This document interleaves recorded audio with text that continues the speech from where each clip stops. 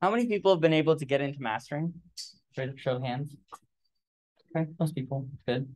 If you still have not been able to do that, we can talk about it at the end. Sorry, keep talking. My bad.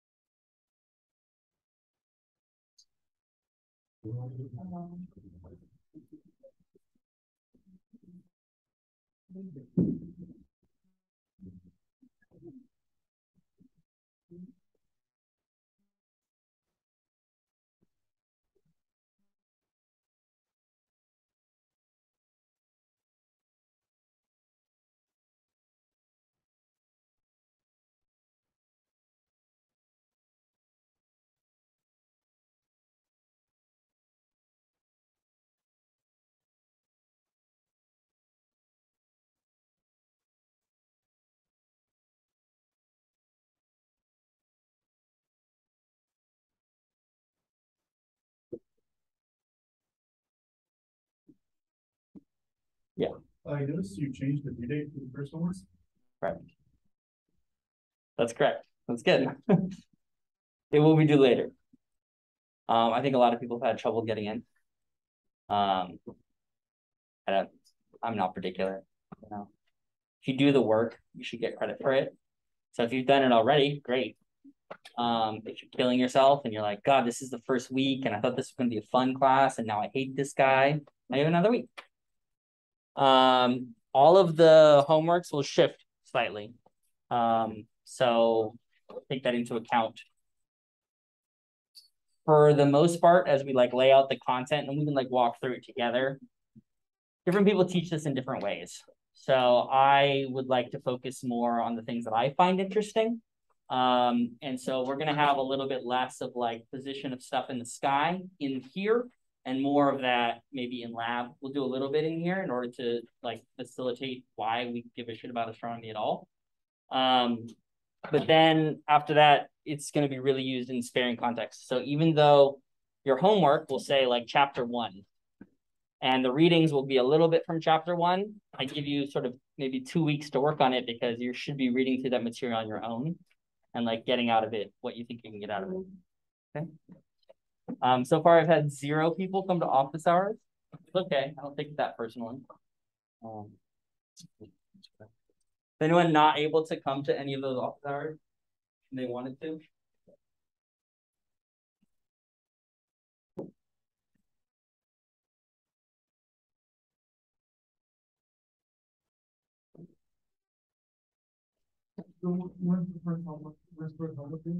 It's in the schedule and it's on the website.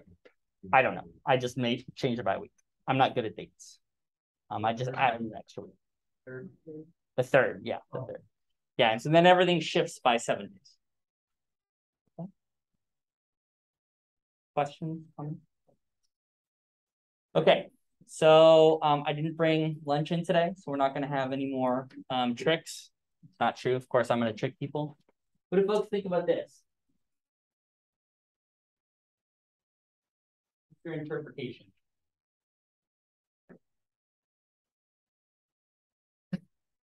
Right?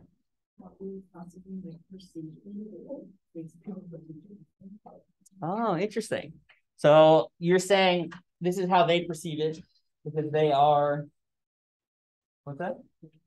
Squares. Yes, that's correct. So they don't know what a circle is because they're squares.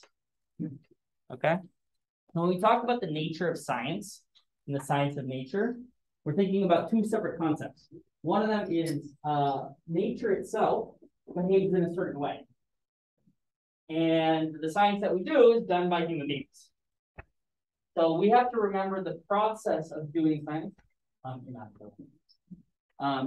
We have to remember that the process of doing science is progress, right? It's little bit, and then sometimes something changes, and that doesn't mean that everything that happened before was wrong. You can just interpret it in a different way. Okay, so we're going to talk about that really briefly today, and that's going to motivate some of the stuff that we're going to do. Why should you care about where the sun comes up and where it goes down? Who gives a shit, right? That's the motivation of taking the data in, creating hypotheses, and coming to some conclusions about it. Okay. Today we're going to do this a little bit. We're going to just identify what it means to have a scientific statement. We tried that a little bit already on Tuesday. We'll talk about the scientific method. I'll show you it a couple different times, right? So we'll see it here. We'll see it in the context of ancient astronomy. We'll see it in the context of, say, planetary geology. And then we're just going to play with these ideas and see if we can make modifications to them. We may or may not do this. It'll be a brief part. Kind of fun. I'm just going to stop and talk about this for 1 second. Has anyone seen this image? Came out, I think, today or last night. This is a JVST image. This is, I don't want to date myself here.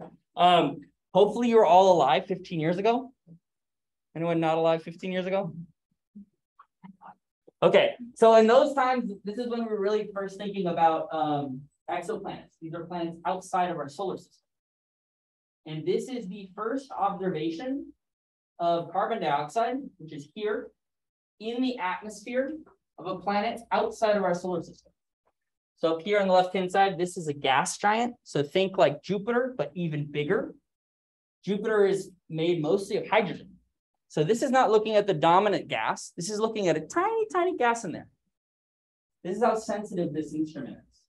And we can grab, that looks like all these dots and the line goes through it. Pretty good, right? For context, previous observations had 1 point here and 1 point here. You can't really do anything with that, right? That's not meaningful, okay? So this is the very first one. In this object called WASP-93, that's the name of the star. B is the second planet. And hopefully in the next 10 years, not only will we look at gas giants, we'll try to look at super Earths, we'll try to look at Earth-sized planets, and we are going to be looking for life. How would we think about that? What do we need? Water. You can think about water. Water would be something to look for. What about what? Oxygen. Oxygen. We want to look for oxygen. So in fact, this piece right here, carbon dioxide, you'd be like, well, that's like what we put out. Isn't that evidence of life? And it's not. So there's a little trick here. This is actually the normal state that oxygen likes to be in. There's carbon in the atmosphere. It doesn't want to just hang out with carbon. The oxygen and the carbon go, poof, let's be CO2. And we can tell this because we look at our nearest neighbor. We look at Mars, mostly 96% CO2. We look at Venus, like 98% CO2. So CO2 is the normal gas. Okay? What we want to look for is the weird one, the one that we love, oxygen. Okay. All right. We're not going to talk about that for a while, but this is a really cool result. If you were like following the exoplanet community, you'd be like, wow. Okay, so let's talk about facts versus opinions. This is first time I taught this class was 2015. Not a contentious topic, facts versus opinions. Okay, now there's all sorts of context around facts versus opinions. What do we think of as facts? Give me an example of a fact.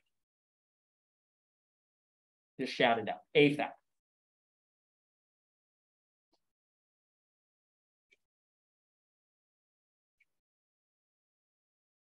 Yeah. We can say that a fact is something is proven, for example, that. Oh, sorry. All right, hold on. Not just the definition, just a fact. That plants mimic sunlight. I see sunlight. Okay. Is that a version of a fact? Okay. Another fact. Yeah. Trees get off. Okay, good. Trees get fact. Biology facts. What about a non-biology fact?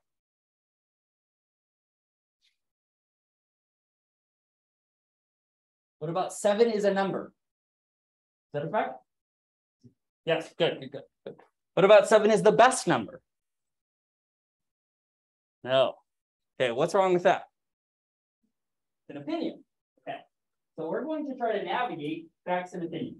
It won't take very long. We're just going to go through this process together because we want to think about how do we think about things scientifically. We did a little experiment over there where we talked about the colors. We said blue is the best color, right? In order to understand whether or not blue is the best color, we had to phrase the question properly. Is blue the best color for children between the ages of 2 and 4 to calm them while nursing, right? That would be a very specific question that you could answer scientifically. So let's walk through this. Sky is blue. Fact or opinion? Fact? Okay. Just making sure. Okay. Cats are smaller than horses. Hopefully. Right? You run into a cat that's bigger than a horse, you're in trouble. 17 is not an even number. Fact. What else on? Okay, and things fall when you drop them. Okay, we all agree to these. Is there any way that any of these could not be true?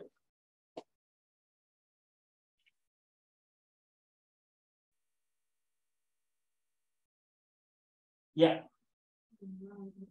Not on Earth. Oh, so let's say you're out in space and there's no ground and you drop something, it might not fall. Okay, so this is a great part too, because you can make statements and they can be caveats. You want to understand what a caveat is? A little asterisk that says, sometimes not. What about that first one? Sky always blue? Not at night. Less blue, more dark, right? Okay. So these are things that we're going to make as statements. We might have to amend them. We might have to clarify them. What about this one? Okay, no. This one? Opinion? No one's going to stand up for cats and be like, that's a fact. I want to see the cat and the horse people come together. Okay, 17 is a lucky number. We talked about that one a little bit. Is that a fact or opinion? What? Opinion, good. And things fall faster when you hope they do. Good. Okay, so they say like a watch kettle boils faster. Is that true? No. Doesn't matter if you're watching the kettle, it's going to boil at the same rate. Okay. So how do we identify facts? Usually it's straightforward. There are these things called shared truths. Okay. So we as human beings accept that one another experience the world for the most part in the same way. We use our eyes to make observations. You are hearing me with your ears. You sense things like this. You've seen that TikTok that talks about how you know what this feels like, right? Even though you may have not touched it. Your tongue even knows what it would feel like to lick it, even though you've never touched it with your tongue. You can do that with everything because your brain just puts it together. And we all have this shared experience. So we know exactly what it would feel like. Right? That's like expectation. This object here, kind of rough, you know exactly what that would feel like, right? So these things are shared experience. And so when we talk about taking data, for example, observing things in the night sky, these are things that we can all agree on. When the sun comes up, what direction does it come up from? What was that? East. And when it sets? In the west.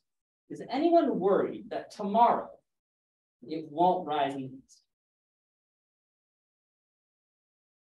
Good. Perfect. Right? So it's the idea of how we create facts in the first place. Okay, these ones, readily identifiable. These ones, a little tricky to identify maybe, depending on how you want to like think about these as a whole. You would have to necessarily test these, right? Because this could be a scientific question. Say, is 17 lucky? And you run some experiments and you figure out if it's lucky. Right? This one is blatantly an opinion. Right? That's just an opinion. But you might say, this is the most beautiful person in the room. Well, how could you do that? You could create some sample size, you could survey people, and then you could rank them and discover who's the most beautiful. So you could say the sky is the most beautiful thing on earth. You could ask people's opinion. And then if everyone agreed, right, that would be a version of, wait, go back. Hold on. Based on everyday experience, people agreeing on something, right? Questions about that? This is not profound, right?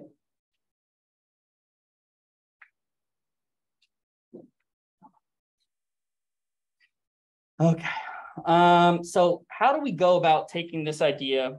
We have facts. How do we go to the next part? That is science, right?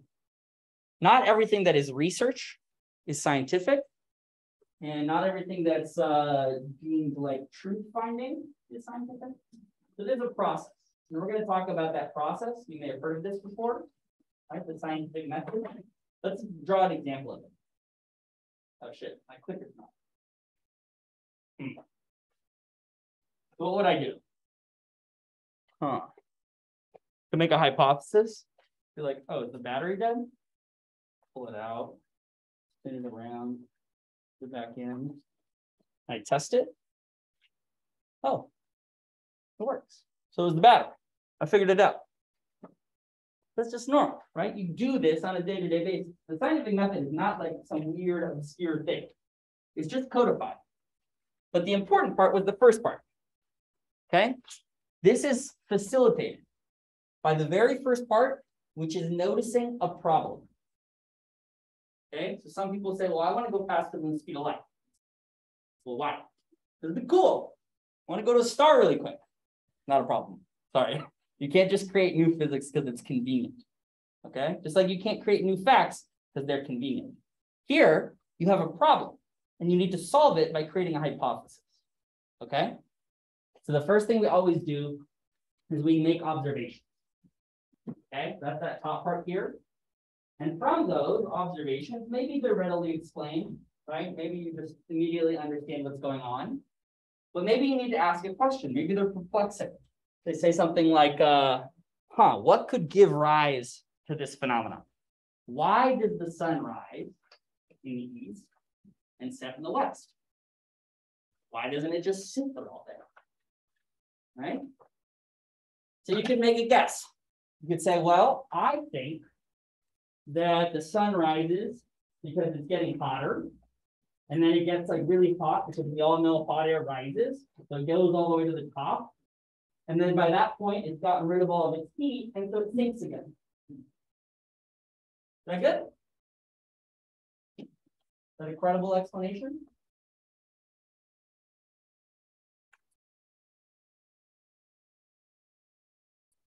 People accept that? We can just finish the class right there. We're all done, right? We figured everything out. No, that's not a credible explanation. So it lacks one part here. It doesn't create a prediction. You describe something happening, but you didn't say what would happen next. Okay? So you might have a different idea. Let's say you add on to that someone is pumping air hot air into the sun, and that lifts it up and then brings it back down. So then you say, well, make a prediction. I think tomorrow it'll do the same exact thing unless we stop the person who's pumping air into it, right? So you can perform a test. Try to find the person who's pumping air into it. And you look around all over the earth and you can't find anyone pumping air into the sun. So you say, shit, that's not a very good hypothesis. Let's go back to the drawing board. Think of a different reason why the sun might be rising in the east. Does that make sense? Okay. For one person? Anyone get lost in that analogy? I'm bad at analogies, so if you need a different one, just raise your hand and be like, that was stupid. Okay. So in practice, this is the cartoon version. I like cartoons because they're funny sometimes. So here, define the question. Can I, without any help, throw one of these rocks in the pond? That's the question at hand. You gather information and resources. Come watch me do it. You form a hypothesis. I'm going to throw this so hard you won't believe it. You perform the experiment and collect the data. You toss it in the water. You analyze it. You say, whoa, that was awesome. And then you draw conclusions. I'm the best. You shout it to all your friends. Your friend who's listening says, better than that. And you try it again. So someone else tries it. Right? And this is like how science actually happens. You go to a conference, you present your result. Someone says, wow, what do you? I can do it in 3 dimensions, right? And then they go and they replicate your results and you get a paper that you can get. Okay, that makes sense? Okay. This is a version of a question. How many iPhones are there in this room? Between these two. More than 24? 24 and 18? Between 17 and 11? Between 10 and 6? Between 5 and 3? I guess they're not inclusive. Oops. So we're going to take a few seconds. Think about your answer. Think about your answer. And then hold your fist up. And you have your choice. And then I'm going to look around and see.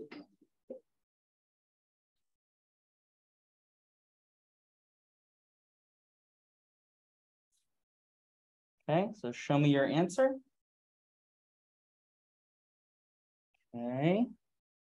Got a lot of 1s, some 2s. Okay, some 3s. I got a good diversity of answers here. Does anyone want to explain how they came up with this? Guessing doesn't count.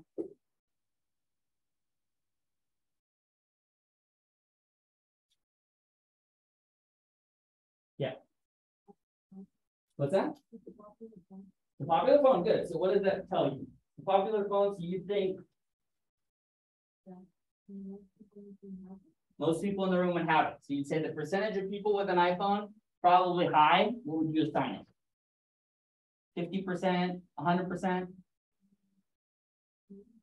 90%. It's pretty good. Okay, very popular phone. So that gives you it. Because you know how many people are in the room, right? Approximately 45. Right? And then you add those 2 numbers together. Boom. Answer the question. Right? Okay. So that's what we did. There are 45 people in this room. Most people have cell phones. Now that was one thing that we didn't assume 100% of people have cell phones. Anyone not own a cell phone? Good, good assumption. What fraction of all phones are iPhones? And then maybe 90%. So I guess the question is now, if you have your phone, pull it out. Tell me what kind of phone it is. Or raise your hand. I guess I'll say this differently. Raise your hand if you don't have an iPhone. Wow, that was a really good assumption. Okay, that's fantastic. And so essentially what we're doing is when you want to answer a question that can be very difficult to understand, already did that, right? You can answer them using this process called Fermi problems. You can take a really complex idea and you can break it down into answerable steps, right? But you'll have to make assumptions. Some of those assumptions are really good. Like 100% of people have phones. And somehow 90% of people had iPhones. Boom, great fraction, right? Sometimes you'll overestimate, sometimes you'll underestimate. On average, they'll even out. This allows you to ask really stupid things too. We're going to show you an example of that in 2 seconds. But figuring out what you need to know to form a scientific question is the basis. Okay? So in that particular example, wasn't so necessary to like do any sort of investigation onto how many people had iPhones. But let's say you had a fraction that you're not sure about, right? You might need to investigate that one in particular. Okay. This one's weird, but it'll just wake you up and maybe you'll laugh. Okay. If your hair all grew out of one spot before it could reach the walls of the room, if your hair all grew out of one spot, could it reach the walls of the room before the end of lecture? This obviously doesn't apply to me, but for one of you, right? How would you answer this? So think of a unicorn, take all your hair, shove it into one spot, like a hairycorn. What do you have to know? How do we answer a question like this?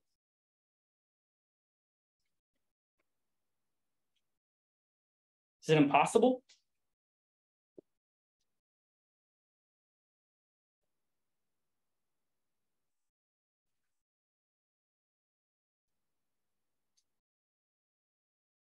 Yes, it's impossible. The hair grows. Good. Good. Okay, so rate the hair growth. That's one thing that I need to know. Anything else I need to know? How big the room is. Good. So I need to know how far I have to get. Yeah. Length of the hair. Yeah. So like So the rate at which it's growing, so I'll need the total length of the hair to equal the length of the room. Right, let's say I stood here. Let's say I stood here and I unicorned in that direction. Right, I need the length of the one hair by the end of the class time to be equal to the length of the classroom. Okay, I need all those pieces. Anything else I'm missing? So I have the rate at which my hair grows. Yeah. How long the lecture is? Good. How much time do I have left? This was right at the end. It's not. Then it'd be more in trouble than I would right now. Anything else? Yeah.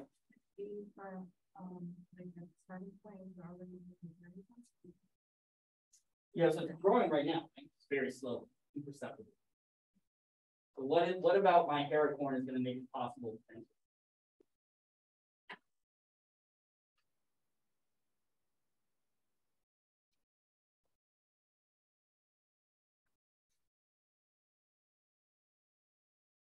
Did you ever? No? It's all of my hairs. They're all one, all of the hair grow in one exact hair, right? So how many hairs do I have? That would be a question that I need to know.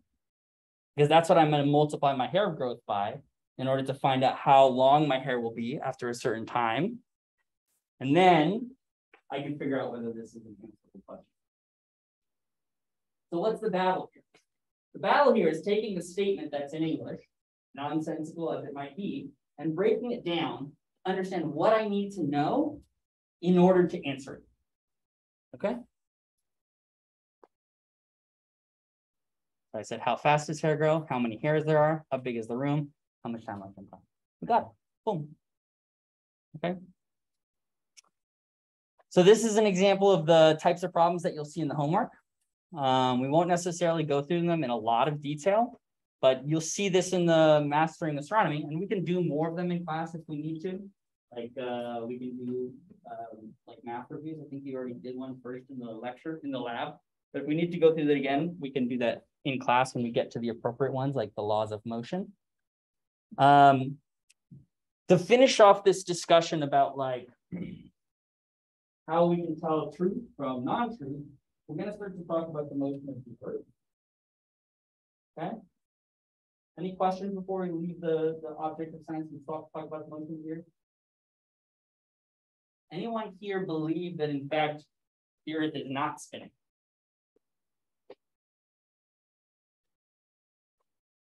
We know that this is a common belief, right? Okay, like that.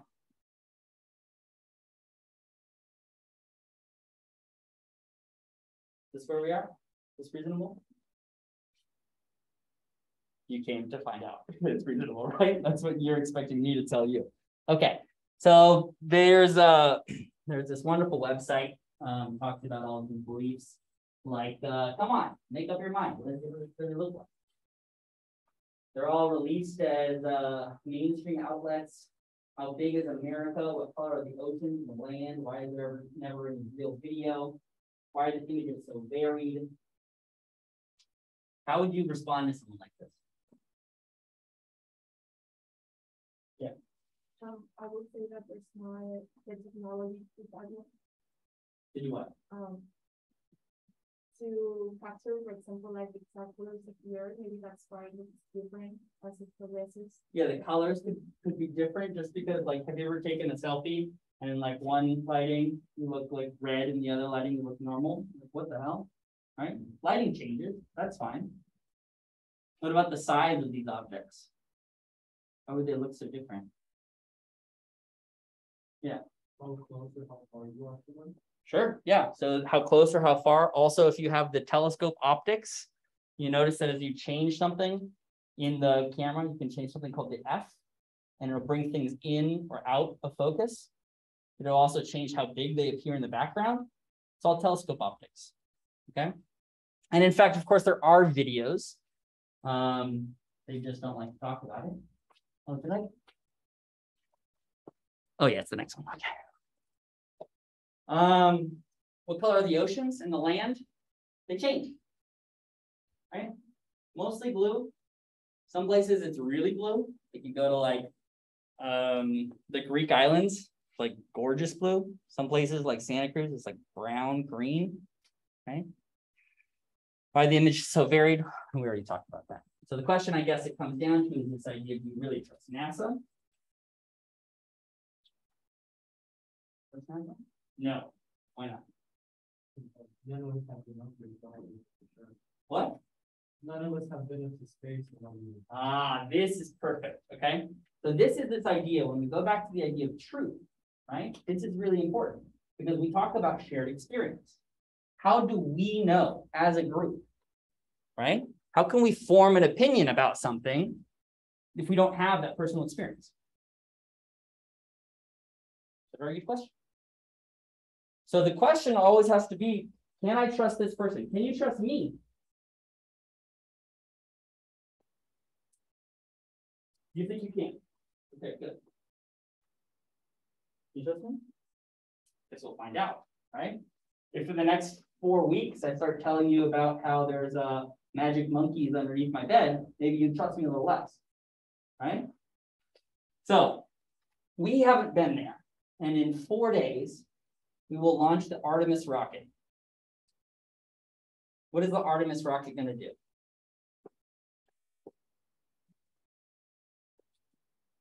It will go to the moon. We are sending humans back to the moon this year. Okay? Now, at the time, we can talk about the moon conspiracy because that's a great little tangent that we can go on. At the time that we did go to the moon, people watched it on their TVs. Not me, not that old, but my mom. Okay?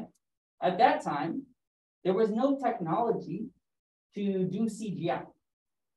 So the only way that you could get them to move, the way that they moved on the TV, was to run the tape slower.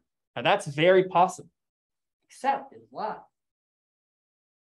How are you going to run a live tape slower? They didn't have the technology. It would literally have been easier to go to the moon in 1962 than it would be to fake it. Does that blow your mind or no? I can prove it later. I'll show you the wonderful, wonderful videos from people who do movie magic. We've all grown up in a world where we know CGI. It's so easy to fake, right? Everything like that. But we are a little difficult to trust other people because they may want to take advantage of us. But if you ask your parents, especially if your parents are 60, they will have seen this happen, right? And this is the Messenger spacecraft flying away from the Earth. And of course, hold on. Yeah, there we go. Hopefully it replays. That's the real planet spinning away. We have clouds all the time. That's why the surface changes so much. Let's see if I can replay that. Come on now. Starts close when it launched, taking video as it goes back. And you can even see where the sun is reflecting off of the ocean. Okay. Okay, so let's talk about what kind of questions we do expect to ask in this class. For the first ones, what does the universe look like from Earth? That's a question that we'll attempt to answer in this one and the next. This one we're going to answer fairly quickly. Why do the stars rise? Why do constellations change? Why did ancient scholars believe things different than we do? And this one you may or may not be familiar with, but it goes back to this idea of how science is changing and progressing. People's belief systems have changed over thousands of years. They've been looking at the sky for tens of thousands of years. And in fact, there are ancient astronomical sites that are like more than 10,000 years old. Why would they do that? And why was the motion of planets difficult to explain? Also, why are planets different than stars? All of these things we're going to talk about. Okay. When you're doing your homework, use this. This is great. Okay. This is not cheating. This is a calculator. Now, if you talk to an older person, they may tell you that no, you should do all of your calculations by hand, especially older professors. They'll be like, nope, Everything has to be done. Okay, it's also here and the website's there and it'll be on the slides later. No secret. This is beautiful. And look at that. It does the conversion for you. Type in the answer that you got. Let it do the conversion. It gives you choices. It gives you comparisons. That way you know if what you put in is absolute hogwash, right? So if it says 25 inches in a month, like, well, is that fast or slow? Maybe I have no concept of what that really is. And it says this is about 75% of the growth rate of the fastest growing tree. Oh, that's slow. Trees don't just pop out of the ground. It also tells you what type of unit it is. This is the speed. Length per unit time. Okay. Questions going forward?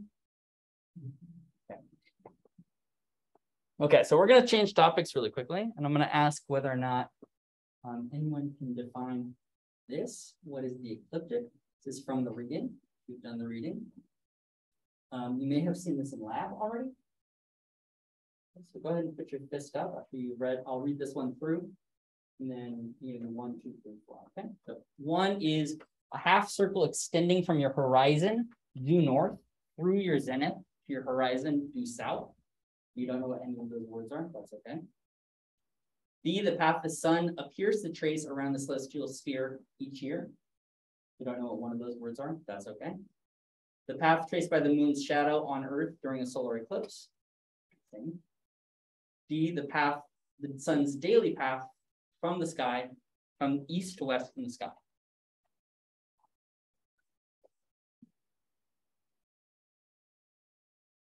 Okay, so put your fist up when you're ready so I can tell most of the classes.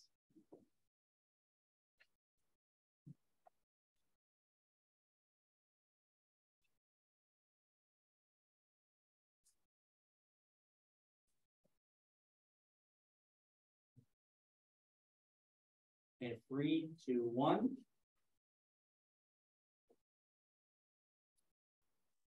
Okay, I got some 2s, some 1s, some 3s.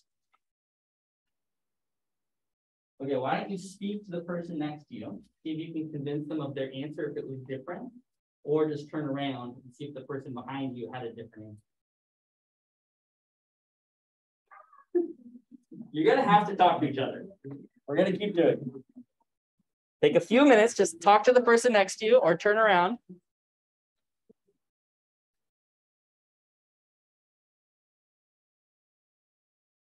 You can also turn around right here. There's someone behind you. You can talk to Hilda.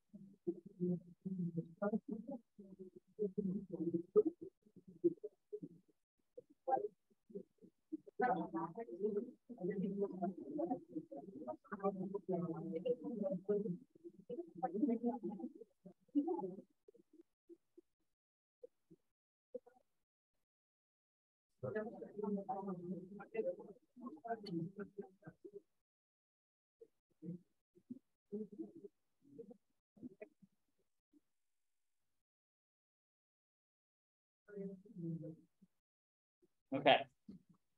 We try again. Is anyone able to convince their neighbor? No. Everyone's obstinate? Stubborn? We just talked about nothing. Anyone want to defend one of these answers?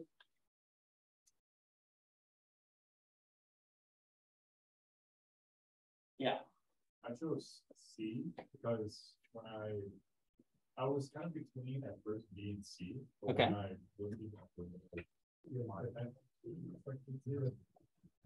looked at since I saw the boom shadow on there during the storm and the eclipse, I thought to myself, this might be kind of obvious, but that's supposed to get from the ecliptic. Yeah, so there's this word eclipse, and that looks very similar. That's a fair guess. Fair guess. Anyone disagree? That was the whole class night. Yeah. This confused, but how my brain works is so like eclipse is like the sun and moon, like season or whatever. So I saw the sun like traces around the celestial sphere, which means that's like moving. So that's fine. Okay. All right, let's go to the definitional section in a few seconds. So we're going to talk about celestial motion. This is the universe from our perspective. So what we're doing is we're looking up at the night sky. We're looking up at the sky during the day, trying not to look directly at the sun. Why is that? What? Yes, it'll burn your eyes. Do not do it. Don't look at the sun. Okay. So here's us here. We're actually like on the back side there. What's that? Yeah, so the idea here is the equator is that middle point around the Earth, the widest part.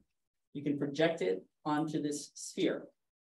Now, this is not a real sphere, okay? This is an idea that we're going to use. We're going to imagine that all the stars in the sky are pulled into the same distance. It's a fake concept, okay? And on that sphere, we watch them move around us. So for example, if I'm standing here and the sun is behind me over here, is it day or night? It is night. The sun is on the other side of the earth, we call that night. When the sun is on this side of the earth, the side that we're looking at, we call that day. Okay? So there's some more coordinates here that we need to know about. So this equator, when we project it onto that sphere, we call that the celestial equator. The equator on the celestial sphere. And then we have this thing, the ecliptic. Okay? And that has a 23.5 degree tilt with respect to the equator. Is that number familiar to anyone? Okay, if it's not. The tilt of the planet Earth with respect to the plane in which we orbit. So another way of doing that is to do this. You take the Earth and you stick it straight up and down, like we've done here. You'll see that the ecliptic is the plane in which we orbit. It's also the path that the sun takes in the sky, which is your answer. Okay. This is the North Celestial Pole. You stand on the North Pole. You look straight up. You imagine there's a pole going into space. Obviously not one. Do you imagine? North Celestial Pole. South Celestial Pole. Straight down. Same idea. Okay. When you're standing on the North Pole, does east and west make any sense? No. Everything is south. Weird. Yeah. Yeah. The north is actually the south, and the south is actually the north. With respect to what? So so the north pole is actually the south pole, and then the south pole is actually the I've never heard that. The ideas of north and south are a convention. You can flip the whole planet upside down. You can write all of the country names upside down. It doesn't matter. Right? It's like if you take your map on your way home, and you hold your phone upside down, it still gives you directions to where you need to go, right? Okay. We talked about the celestial equator. That's the projection out onto the celestial sphere. Talked about the ecliptic. Okay, that's us tilting. So this is the actual way that we move through space with respect to the sun. Okay, so what does this mean? It means that if we tilt our heads slightly like that, then it'll seem like we're rotating like this. We're rotating at an angle to the plane in which we orbit. we need to use some words here. There's a lot of words we're about to learn. If I'm standing and I look directly overhead, I call it the zenith. Okay. The edge, the part that I can't see below, is called the horizon. People are familiar with that one? Maybe not even know about the zenith. That's kind of a weird one. And then if I point, say north, let's imagine that that wall is north and that wall is south. It's not. So let's imagine. If I draw a line from north through the top and back down, that's called a meridian. Have you ever heard this word before? You also have seen it potentially on a globe, something called the prime meridian. So that's just a line of latitude, a line of longitude that goes from north to south. And for some reason, when people were creating, not for some reason, for imperialism, when people were creating maps, they had to go through England. Shocking, right? Okay. So there's zenith, the point directly overhead. There's horizon, all points 90 degrees away from the zenith. There's the meridian. Okay. I don't get the horizon. Like this one? 90 degrees. So imagine everything at the edge of my eye level. I cannot personally see below the horizon. Can you? No. That's all we can see. We imagine that there is a flat plane, right? All the way that we can see. We look straight up. That's the zenith. We look to the edge. That's the horizon. And then we put everything on this globe. Yeah. That's just me pointing to a star. So if I want to tell you where something is, okay, then I'm going to say it with respect to the horizon. So all I have to do is I have to give you 2 coordinates. If I want to tell you where to look for the moon at say 8 p.m. tonight, I would say it's about 5 degrees in the southwest. And you would know exactly where to look, right?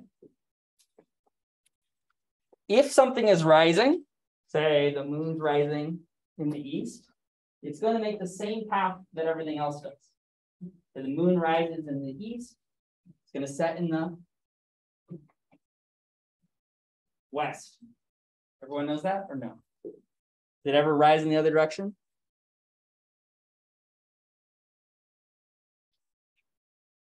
No. Everything moves in the same direction. Okay. So we can describe this with altitude and direction. That's that little point that we were just talking about. So we can say how many degrees it is above the horizon, and then in which of these cardinal directions it is. Okay. Daily motions are straightforward. Okay. If I take if I'm looking north, stars appear to move counterclockwise. What do I mean by this? I take a camera lens of the sky and I long expose it, stars will move. Okay, that's what you're seeing here. These are individual stars moving. Right? This is the idea of apparent motion. It looks like these stars are moving. Right? And then I am claiming that that is just apparent motion. That's not true. You're like, you're a liar, so I don't feel like I'm moving. I say instead it's like this, that we're moving at thousands of kilometers an hour. And you said you trusted me. I can't even believe that. How is that possible? So this is the actual motion that I'm claiming. I'm saying that the Earth spins, okay? And it rotates. If you imagine, if you have the pole of the planet, so this is north, it's actually really straightforward. This points in the directions of your right fingers, like this. And I'm going to claim that this explains the daily motion of the stars and the sun and the moon. Okay? So if I rotate this way, and let's say the sun is over here, okay, this is the east part of the US. This is the west part. So the east part would see the sun first, and then it would rotate, and then the west part would see it. That is the motion moving from east to west in the sky. Does that make sense? Okay, if this doesn't make perfect sense yet, we're about to do a little lecture tutorial that will go into this in detail. Did I say this already? Yeah, I just said it. Okay. There is proof of this. There is very old proof of this. Okay. So this is something called Foucault's pendulum. This is a really cool demonstration if you ever get to see one. You need a really big pendulum. You just hold, this is not a great example. You just hold this, it won't work. Okay. This is a version of a pendulum moving back and forth. Just anything heavy on a string. But if it's really, really long, it'll do that for a long period of time. And Foucault's pendulum wants to move back and forth. Back and forth. Back and forth. But the problem is, the Earth itself is moving underneath the pendulum. So as this thing moves back and forth for a really long time, it begins to twist. And so you can watch this demonstration where you start this pendulum going, and after 10 minutes, it is shifted, shifted, shifted, shifted, and shifted. And over a day, it'll knock down, they'll put these little pins, and it'll move around it and knock down every pin on the edge of the pendulum. Yeah. Exactly like going up the river. So this is direct evidence that the Earth is spinning. Okay. So that doesn't tell you that it's a circle. That doesn't tell you anything about it. Just tell you that it's spinning. Okay. So we can go through each one of these arguments later. And it also doesn't say whether or not we are going around the sun or the sun's going around us. I haven't proved that at all. We're going to talk about that later. Okay. But first, we're going to do this. Okay, so I made 20 of these. This is from this book, which you are not required to buy. Don't have to buy them. I'm going to try and print copies for you. So these are the lecture tutorials we talked about. So here's the way that they work. You're going to pair up 2 to 3 people each. You might just have to take one apart for now. I'm taking one and passing one. So they're very straightforward. They will start off with some simple premise. They will ask you to investigate that premise. It may become more complicated. Okay? Don't take one. Sorry, take one for every 2 or 3 people. I only made 20. You need to work in groups of 2 to 3.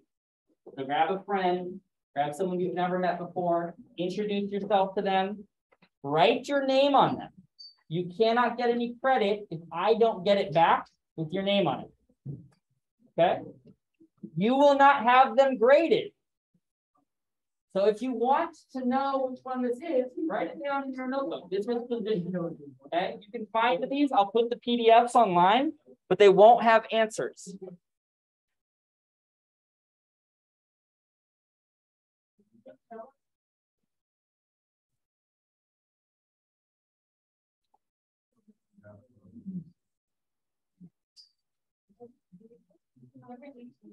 You have enough pen? You get one? Okay, y'all got one? Anyone not have one and need one? What's that? Yeah, you have to turn it. I will look at the answers. They will not be graded, but keep in mind, the stuff that you see on here may or may not end up directly on the exam. Because they're not graded. Everyone will do.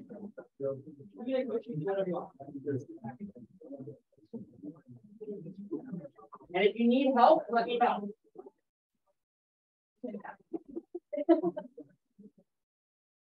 So we're going to try and do it in like 15, 20 minutes, okay?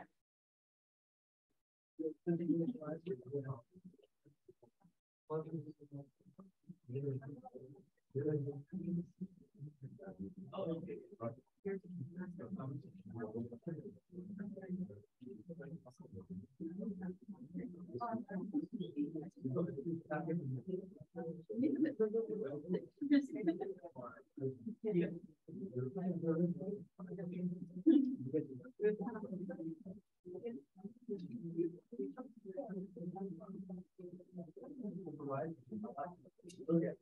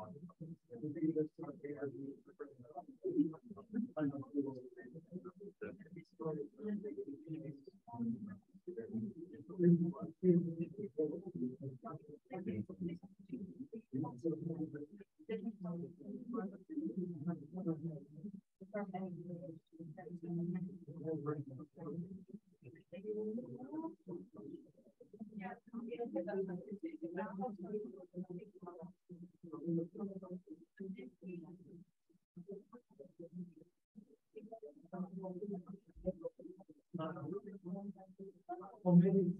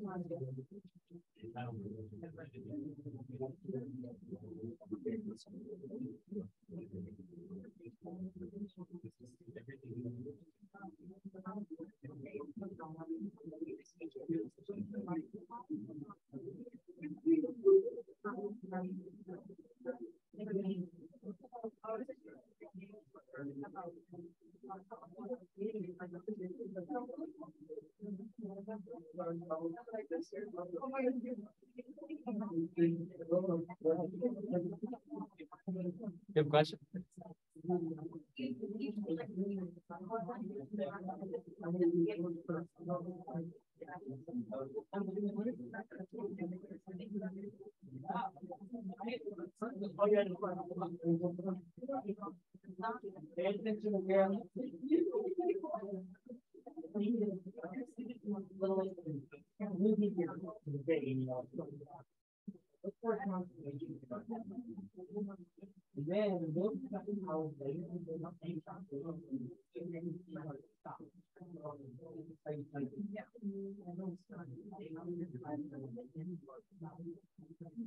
Yeah.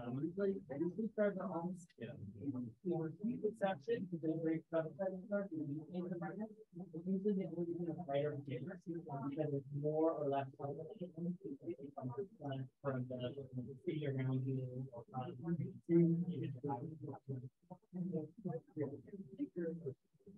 Yes, they go from the they start getting like our way.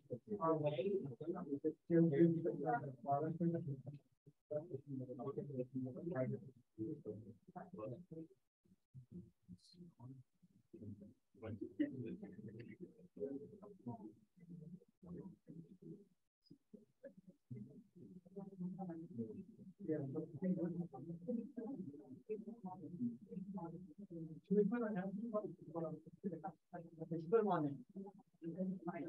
Yeah, you sort of get the right one, and then right the other. Make sure that most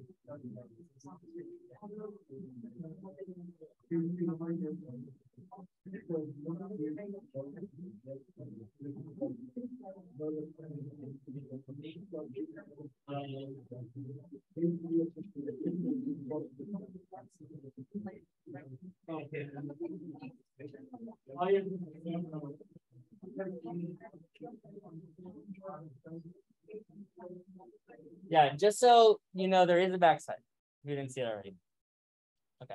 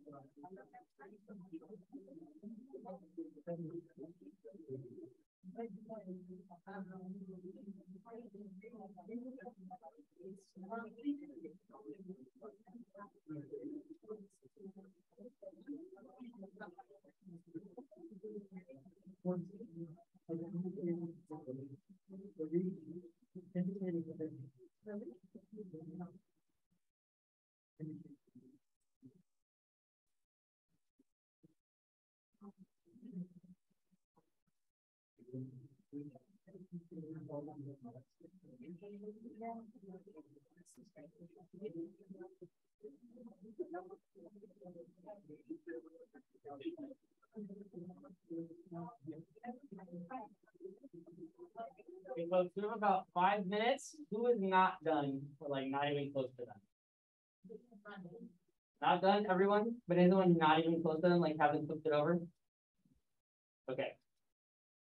Okay, so if you are done, please bring it up here. And then if you don't finish today, you can either like work as a group or we can do it just at the beginning of class on Tuesday. Is it reasonable? Okay.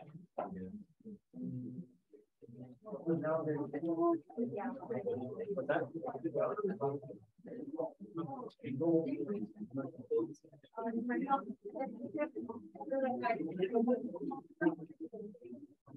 And what you're like doing is I will let them maybe. How do you say that? No. How do you say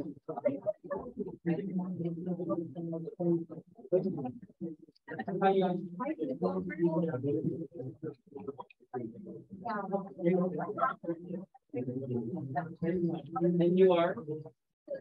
So I'm gonna try and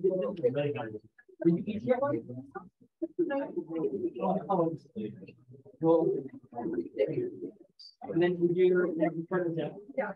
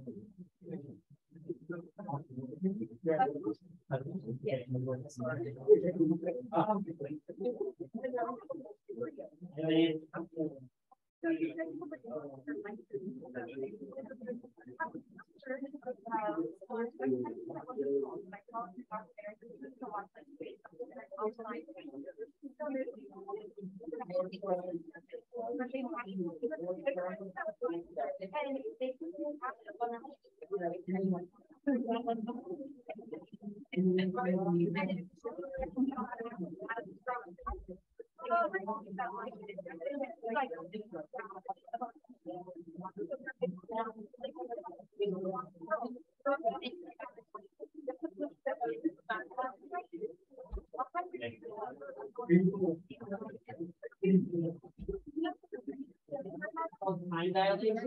I'm not going to see. We're moving the speed of light. Time is slow. If you find it, let me know. No.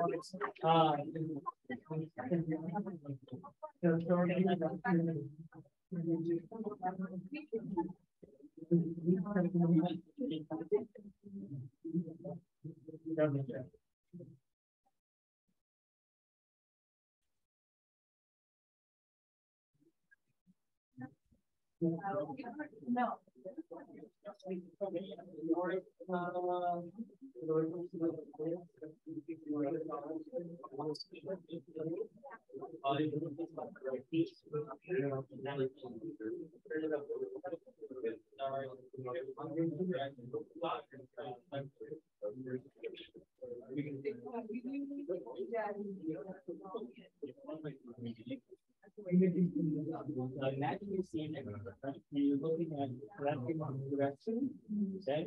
And stars are coming up or not. Okay, guys? You know what you have? Take it in. Try to imagine. And you're Todd and Caesar? Did you have a question? Yeah.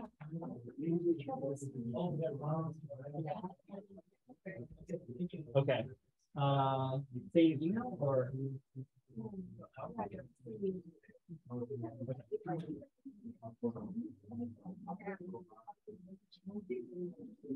it'll be actually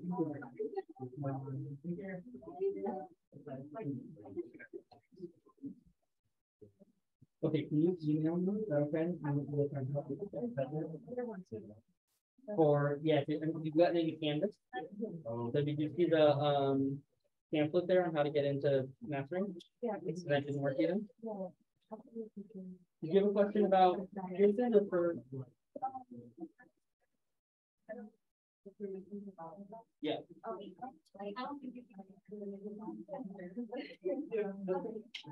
Have you taken it before? Okay.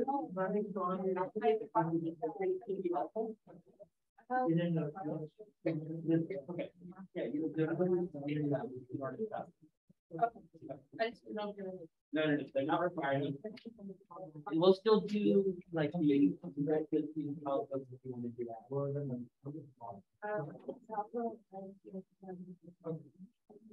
Did you see that it's just like canvas? Okay.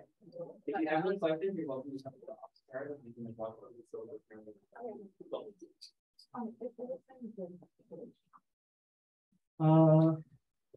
When did you do it? I remember they were down for a little while. Oh, right. Yeah, that's annoying. Send me an email and I'll see if we can get our Pearson rep to find out what's going on. And your name was Leslie, and that's Kayla? Oh, thank you. Go ahead.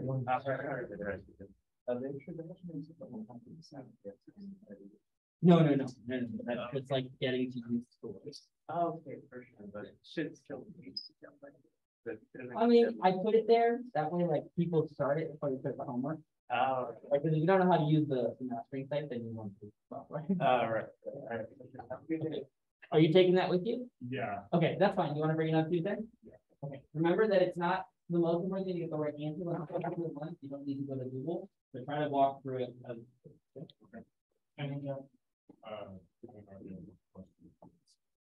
Yeah, go ahead.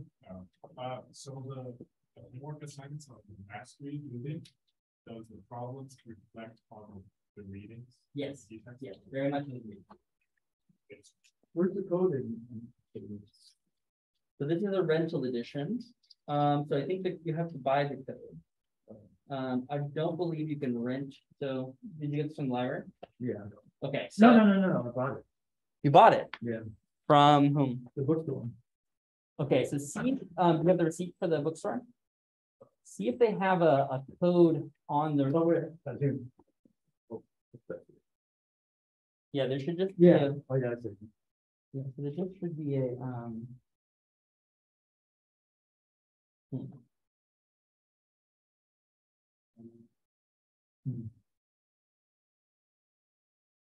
Yeah, so what you're looking for is like a mastering physics ID course code, more or less. Oh, so Does that make sense? I can just buy it. Right?